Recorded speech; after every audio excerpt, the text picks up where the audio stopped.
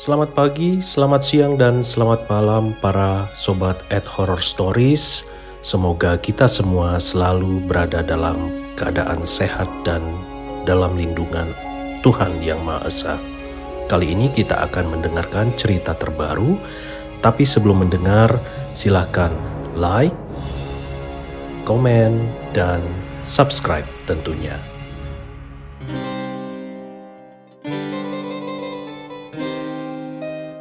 Pada hari Selasa, 23 April tahun 2000, Dini menerima berita kelulusan seleksi penerimaan mahasiswa baru di sebuah universitas yang cukup ternama di kota Bogor. Merasa senang saat mendengar kabar itu, ia segera memberitahu orang tua dan keluarganya. Rumah Dini yang berada di daerah Ciawi membuat orang tuanya khawatir Dini terlalu lelah jika harus pulang pergi ke rumahnya setiap hari. Setelah berembuk, akhirnya mereka sepakat Dini akan kos di dekat kampus selama kuliah. Pagi-pagi sekali bersama ibunya, Dini pergi ke Bogor untuk mencari tempat kos dengan meminta bantuan sahabatnya, namanya Farah. 2 jam telah berlalu. Akhirnya Dini dan ibunya sampai di kota Bogor dan bertemu Farah. Farah ini sudah lebih dahulu masuk ke universitas tersebut dan tinggal di kota Bogor. Jadi dia sudah cukup tahu seluk-beluk kota Bogor. "Jadi kita mau kemana, Nak Farah?" ujar Ibunda Dini.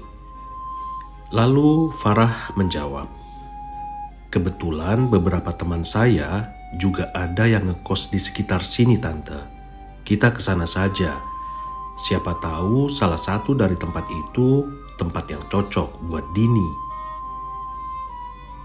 Kemudian Ibunda Farah menjawab, "Baik, ayo kita jalan."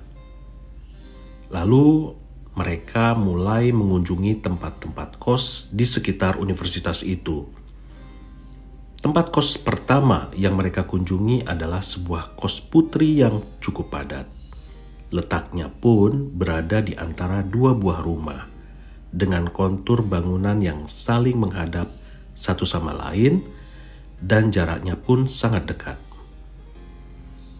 Setelah menimbang, Dini dan ibunya memutuskan untuk menolak.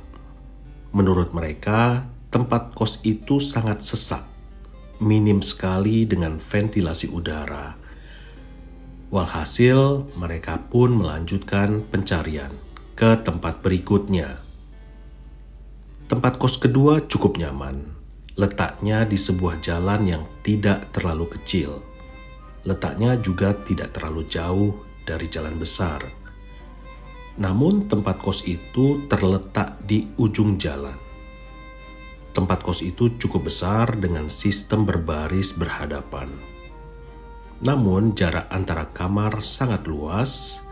Tempat kos itu dikelilingi halaman yang cukup luas. Beberapa pohon besar terlihat di beberapa sudut dan tempat kos itu tidak terlalu sesak. Berbeda dari tempat sebelumnya. Tempat kos itu hanya diisi oleh beberapa mahasiswi hingga suasananya sangat sepi.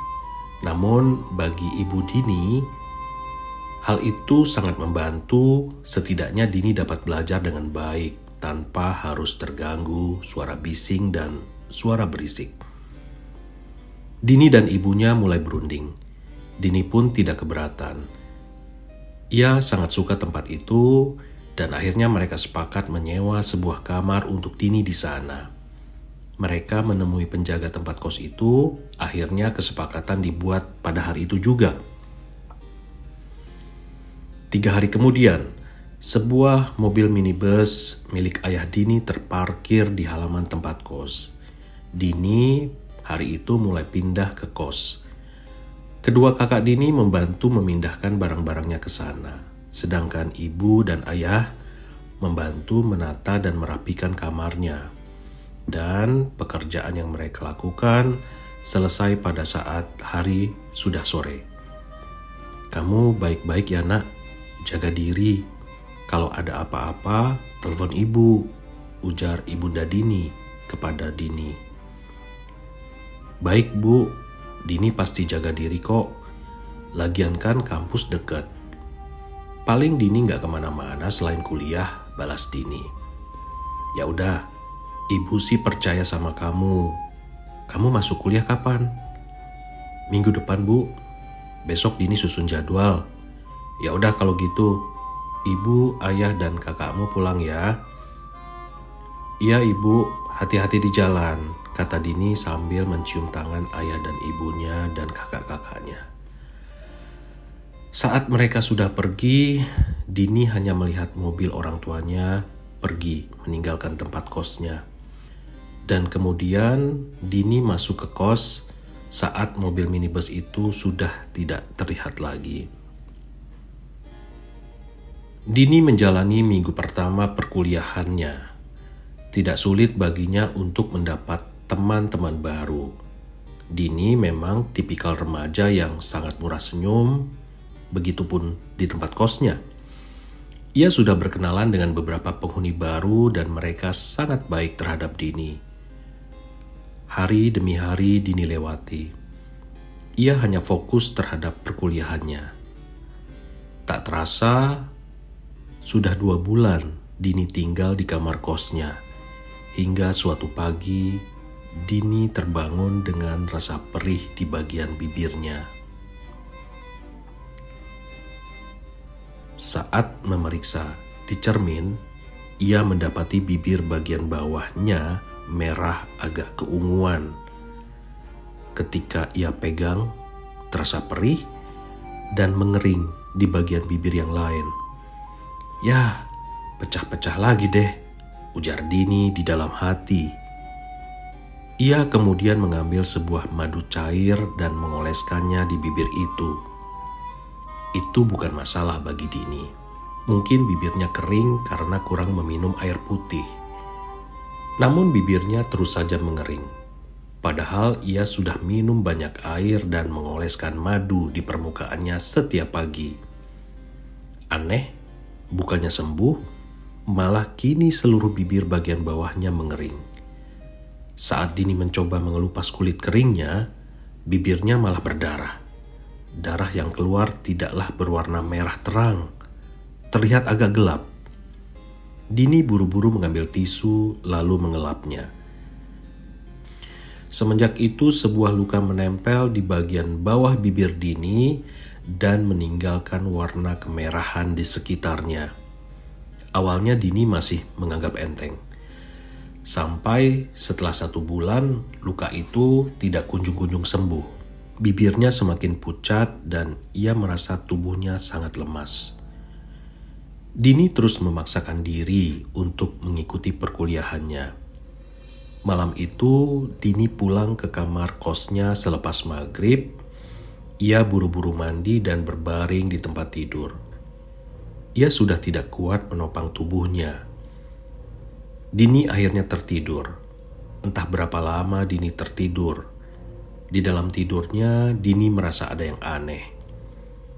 Ia merasa bibirnya digelitik sesuatu.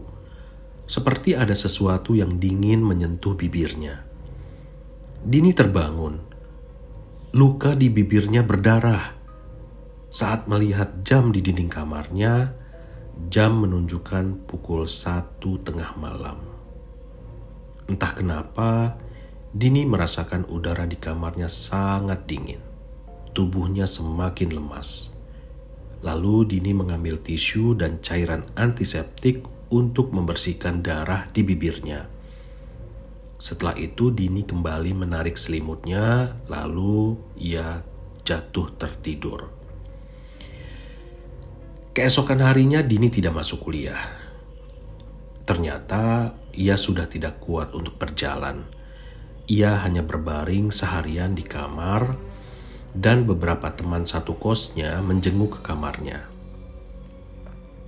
"Kamu gak apa-apa, Din? Gak nelpon ibu kamu aja?" ujar salah satu teman kosnya.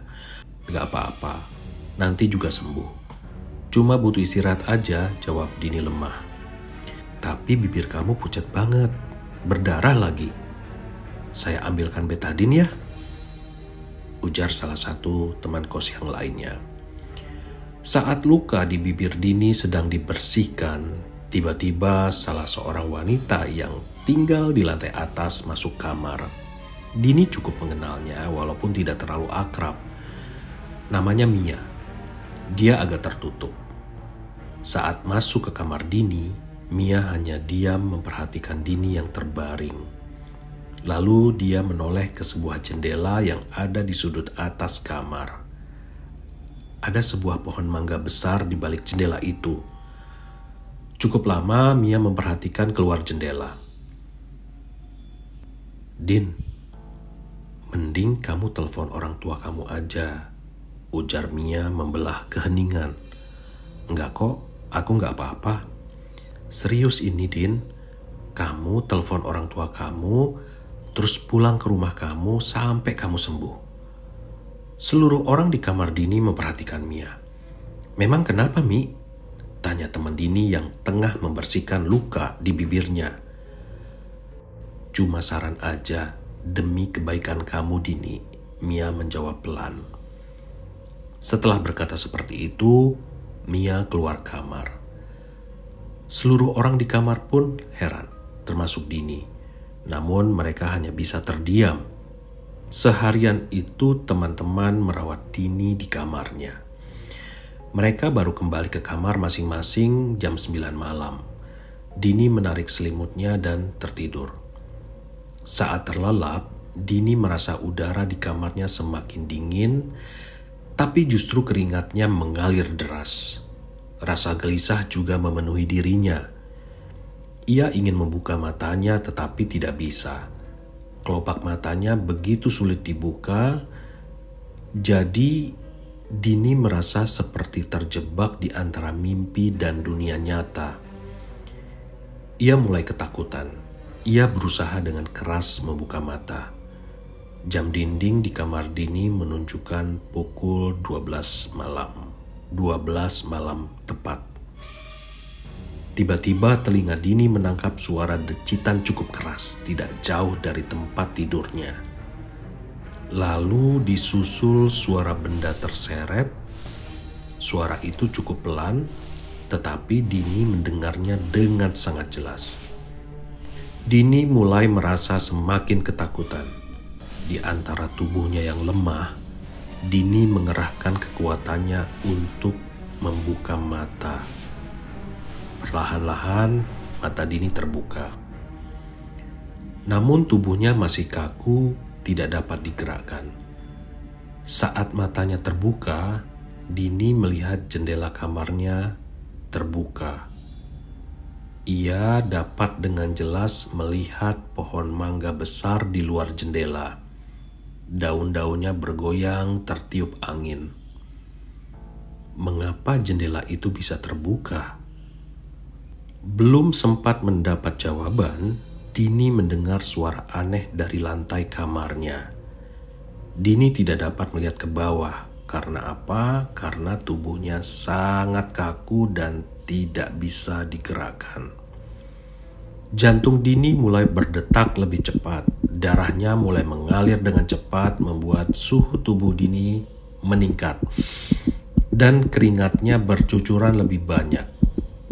Saat dalam ketakutan dan kebingungan seperti itu, tiba-tiba Dini merasa sesuatu yang dingin mencengkeram tangannya. Ia seperti tersengat listrik tegangan tinggi. Bola matanya terus saja mengarah ke bawah.